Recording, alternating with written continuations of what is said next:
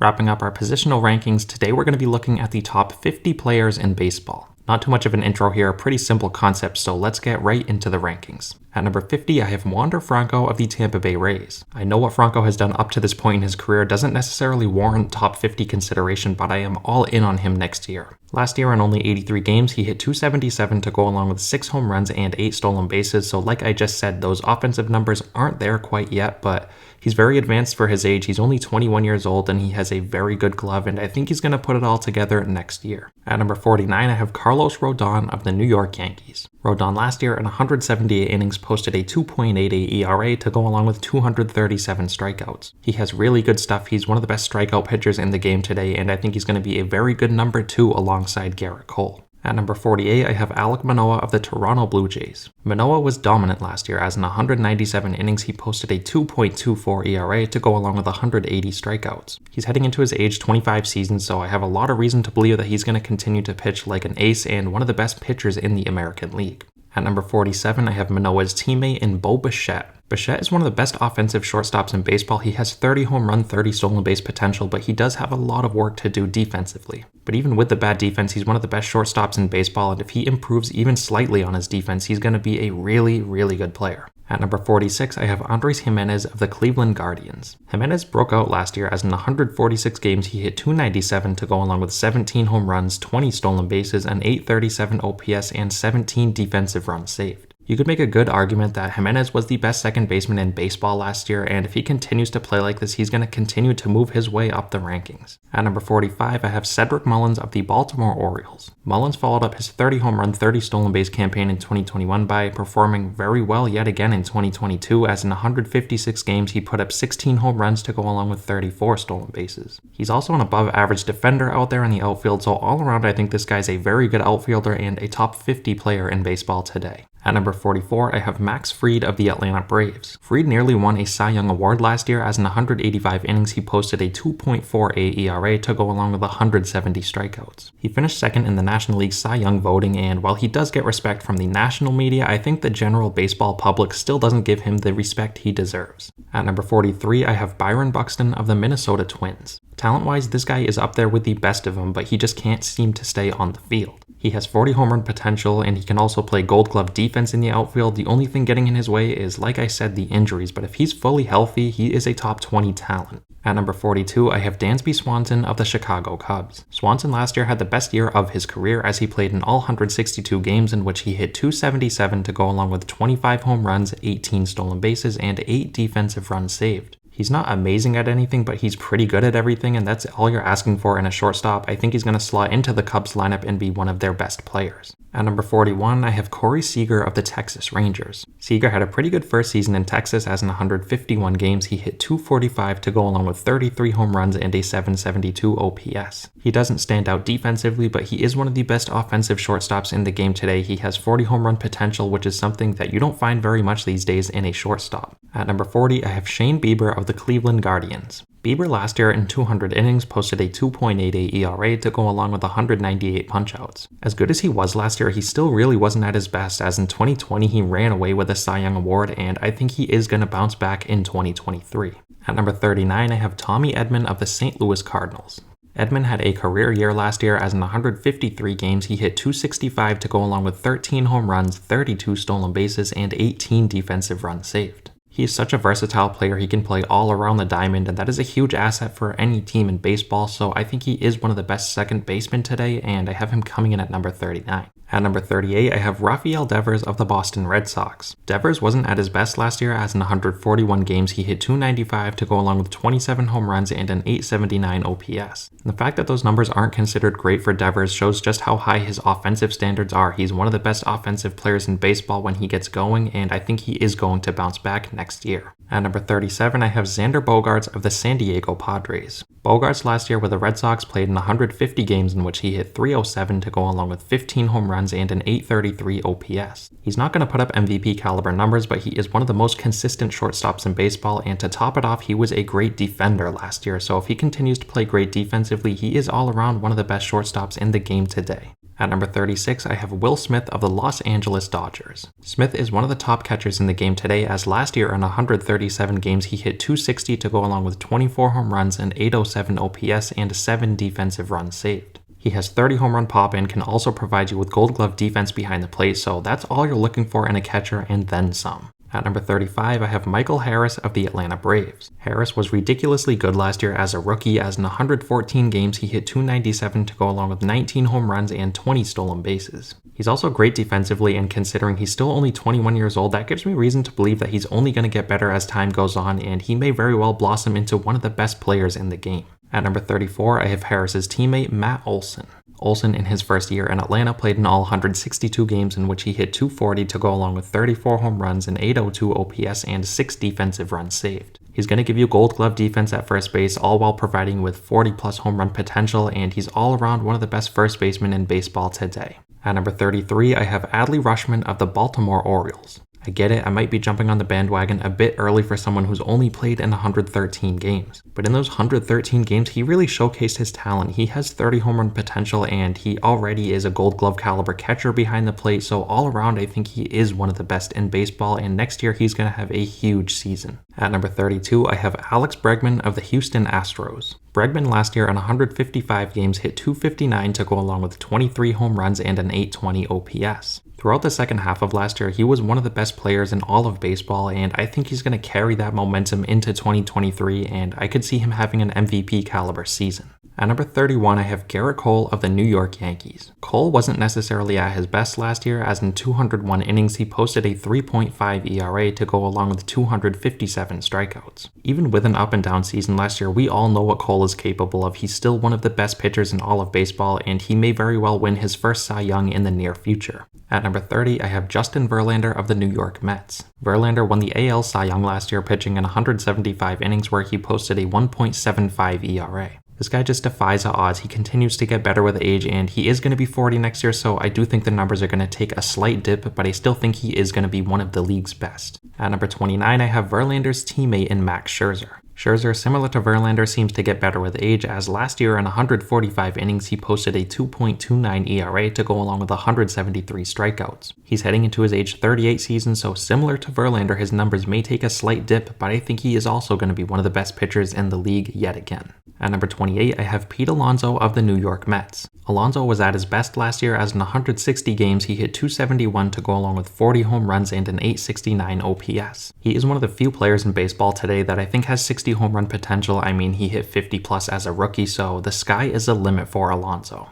At number 27, I have Jose Altuve of the Houston Astros. Altuve bounced back last year, as in 141 games he hit 300 to go along with 28 home runs, 18 stolen bases, and a 921 OPS. He proved to a lot of people last year that he is still one of the best second basemen in baseball, and I think he's going to continue to be a key piece to Houston's offense. At number 26, I have Marcus Semien of the Texas Rangers. Semien got off to a very slow start in Texas last year, but he finished the season very strong. In 161 games, he hit 248 to go along with 26 home runs, 25 stolen bases, and 10 defensive runs saved. He hits home runs, steals bases, gives you Gold Glove defense, and he really does everything you want in a second baseman. At number 25, I have Carlos Correa of, I don't really know. Last year in 136 games, Correa hit 291 to go along with 22 home runs and an 834 OPS. To go along with the great offensive numbers, he's also one of the best defensive shortstops in baseball, so whoever lands this guy is going to be very lucky. At number 24, I have Vladimir Guerrero Jr. of the Toronto Blue Jays. Guerrero wasn't at his best last year, as in 160 games he hit 274 to go along with 32 home runs and an 818 OPS. If he gets back to his 2021 offensive production, all while providing with Gold Glove defense at first like he did last year, he is going to be an MVP candidate for sure. At number 23, I have JT Realmuto of the Philadelphia Phillies. Last year, Realmuto proved why he still is the best catcher in baseball, as in 139 games he hit 276 to go along with 22 home runs, 21 stolen bases, an 820 OPS, and 11 defensive runs saved. He's just so good behind the plate. He is a huge reason why Philadelphia got so far in the playoffs last year, and I have him coming in at number 23. At number 22, I have Sandy Alcantara of the Miami Marlins. Alcantara won the National League Cy Young last year, as in 229 innings he posted a 2.28 ERA to go along with 207 strikeouts. He is a very rare breed in today's game, as he eats up innings for you, and what seems like his worst starts, he's still pitching into the 7th inning. At number 21, I have Corbin Burnes of the Milwaukee Brewers. Burnes followed up his 2021 Cy Young campaign by pitching very well yet again last year, as in 202 innings he posted a 2.94 ERA to go along with 243 strikeouts. It is clear at this point that Burnes is one of the best pitchers in the game today. He has great location to go along with filthy stuff, and I would not be surprised at all to see him win another Cy Young. At number 20, I have Jacob deGrom of the Texas Rangers. deGrom wasn't at his best last year, as in only 64 innings he posted a 3.08 ERA to go along with 102 strikeouts. When he was last healthy back in 2021, he posted a 1.08 ERA, so he is just unfair out there on the mound when he's healthy and at his best, and I think he's a top 20 player in baseball. At number 19, I have Fernando Tatis Jr. of the San Diego Padres. Tatis is a tough player to rank considering he did miss all of 2022, but when he's on the field, he is for sure one of the league's best. In his last healthy season back in 2021, he played in 130 games where he had 42 home runs, 25 stolen bases, and a 975 OPS. If he comes back next year and is a Fernando Tatis Jr. he was before 2022, then he could very well be a top 5 player in the game. At number 18, I have Austin Riley of the Atlanta Braves. Riley last year was great, as in 159 games he hit 273 to go along with 38 home runs, an 878 OPS, and 6 defensive runs saved. He's quietly been an MVP candidate over the past couple years, and if he continues to play like he is, he's going to get more and more recognition, and I think he is definitely one of today's best third basemen. At number 17, I have Francisco Lindor of the New York Mets. After a rocky first season in New York, Lindor was back to his normal self last year, as in 161 games he hit 270 to go along with 26 home runs and 16 stolen bases. He's one of the best players, let alone shortstops in baseball today, and I think he's going to be a huge piece to the Mets' success going forward. At number 16, I have Kyle Tucker of the Houston Astros. Tucker is still one of the most underappreciated stars in the game today. Last year, in 150 games, he hit 257 to go along with 30 home runs, 25 stolen bases, and 14 defensive runs saved. He is surrounded by stars in the Houston lineup, but I think he deserves a lot more recognition than he has gotten up to this point in his career. At number 15, I have Julio Rodriguez of the Seattle Mariners. Rodriguez last year had one of the best rookie seasons in recent memory, as in 132 games he hit 284 to go along with 28 home runs, 25 stolen bases, and an 853 OPS. It's scary to think that this guy just turned 22 years old and may very well continue to get better and better. I think he's one of the best players in baseball and is going to win an MVP someday. At number 14, I have Ronald Acuna Jr. of the Atlanta Braves. I get it, this may be a bit aggressive considering he wasn't at his best last year, but I think he is going to bounce back and may put up a 40 home run, 40 stolen base season next year. I mean, he nearly did it a couple years back at 21 years old, so he has the talent to do so, and I think he's going to bounce back and remind a lot of people just how good he still is. At number 13, I have Trey Turner of the Philadelphia Phillies. Turner last year with the Dodgers played in 160 games where he hit 298 to go along with 21 home runs, 27 stolen bases, and an 809 OPS. He's been one of the best players in baseball over the past couple years, and I think he's going to continue to put up great numbers in a loaded Philadelphia offense. At number 12, I have Freddie Freeman of the Los Angeles Dodgers. Freeman last year in 159 games hit 325 to go along with 21 home runs and a 918 OPS. He's been one of the more consistent and best first basemen over the past decade, and I think he's going to continue to be very good next year in a great Los Angeles offense. At number 11, I have Paul Goldschmidt of the St. Louis Cardinals. Goldschmidt won the National League MVP last year, as in 151 games he hit 317 to go along with 35 home runs and a 981 OPS. Similar to a few other players on this list, he seems to get better with age. He's heading into his mid-30s at this point, and I don't see any signs of him slowing down in the near future. At number 10, I have Bryce Harper of the Philadelphia Phillies. Obviously, if this guy's healthy and on the field, he is a top 5 talent, but I just have to take into consideration the injuries that's going to force him to miss lots of time next year. He's an MVP level talent, obviously winning 2 MVPs up to this point in his career. I think when he's on the field next year, he is going to be playing like an MVP yet again.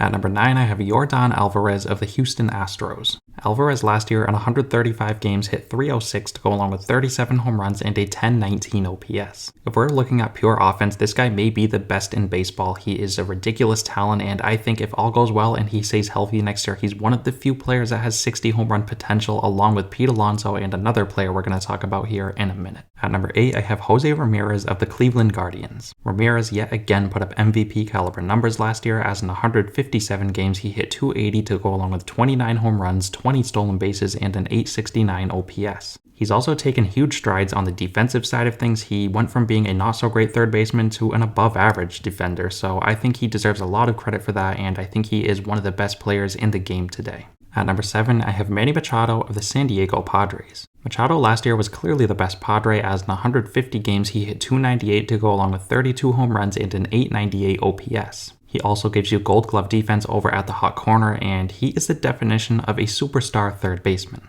At number 6, I have Nolan Arenado of the St. Louis Cardinals. Arenado was at it again last year, as in 148 games he hit .293 to go along with 30 home runs, an .891 OPS, and 19 defensive runs saved. Arenado is on his way to Cooperstown. He's been one of the best third basemen in baseball for a very long time, and there is no reason to believe that he's going to slow down anytime soon. At number 5, I have Juan Soto of the San Diego Padres.